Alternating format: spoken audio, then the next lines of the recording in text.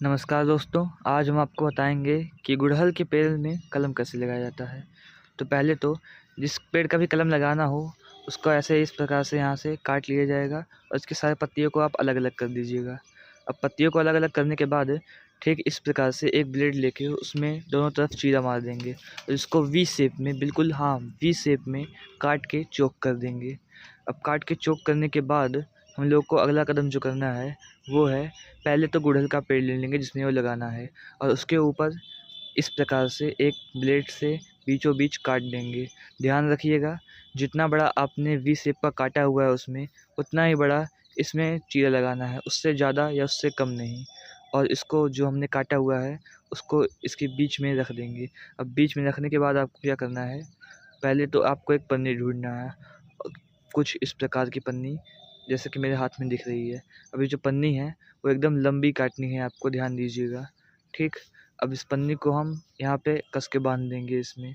और इस एक चीज़ का ख्याल रखना है कि ऊपर के शेप में जहाँ पे जॉइंट है इसका, वहाँ पे पन्नी को ज़्यादा कस के बांधना है। अब जबकि हमारा कलम लग चुका है तो कुछ इस प्रकार से आपका गुड़हल दिखता होगा, नतीजा 5 दिन बाद। नमस्कार दोस्तों, आज हम आपको बताएंगे कि गुड़हल के पेड़ में कलम कैसे लगाया जाता है। तो पहले तो जिस पेड़ का भी कलम लगाना हो उसको ऐसे इस प्रकार से यहाँ से काट लिया जाएगा और इसके सारे पत्तियों को आप अलग अलग कर दीजिएगा।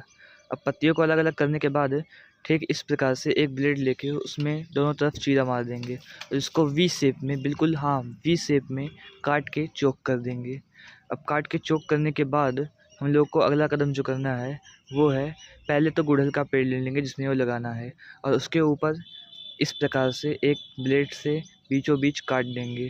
ध्यान रखिएगा, जितना बड़ा आपने वी शेप का काटा हुआ है उसमें उतना ही बड़ा इसमें चीरा लगाना है, उससे ज़्यादा या उससे कम नहीं। और इसको जो हमने काटा हुआ है उसको इसके बीच में रख देंगे। अब बीच में रखने के बाद आपको क्या करना है, पहले तो आपको एक पन्नी ढूंढना है, कुछ इस प्रकार की पन्नी जैसे कि मेरे हाथ में दिख रही है। अभी जो पन्नी है वो एकदम लंबी काटनी है, आपको ध्यान दीजिएगा। ठीक, अब इस पन्नी को हम यहाँ पे कस के बांध देंगे इसमें। और इस एक चीज़ का ख्याल रखना है कि ऊपर के शेप में जहाँ पे जॉइंट है इसका, वहाँ पे पन्नी को ज़्यादा कस के बांधना है। अब जबकि हमारा कलम लग चुका है तो कुछ इस प्रकार से आपका गुड़हल दिखता होगा, नतीजा 5 दिन बाद।